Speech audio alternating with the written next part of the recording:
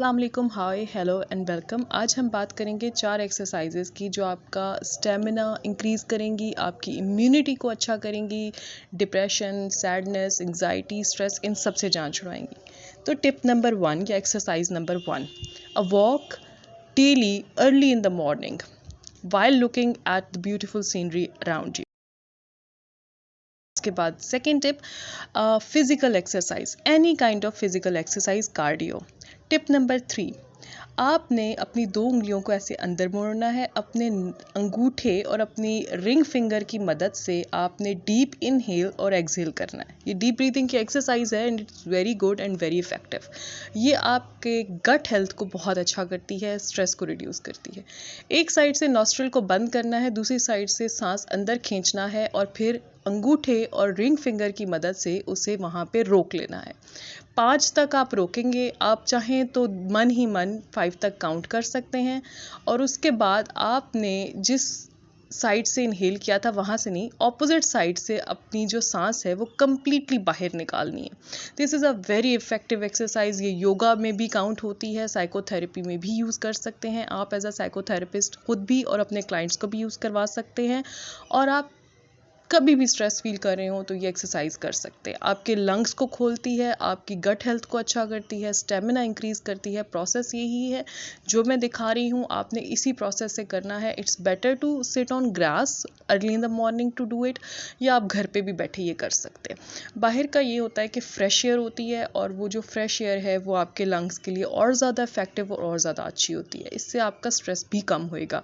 Depends on you कि आप कितनी रेपिटेशंस करना चाहते हैं। आप चाहें तो 5-5 सेकंड की आप 5 रेपिटेशंस करें।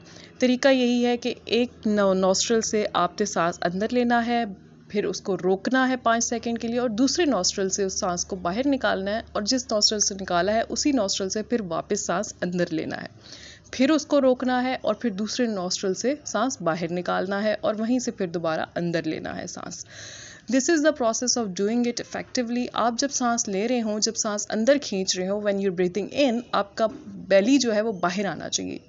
और जब आप सांस बाहर निकाल रहे हैं तो your stomach should go inside. आपके जो बेली है आपका, आप बिल्कुल पीछे चले जाना चाहिए, यानी आप you have to completely empty your space from any air when you breathing out. और जब आप ब्रीथ इन कर रहे हैं तो you have to suck in all the air outside और फुल आपका पेट जो है वो सूजना चाहिए, फूलना चाहिए, बाहर की साइड को आना चाहिए।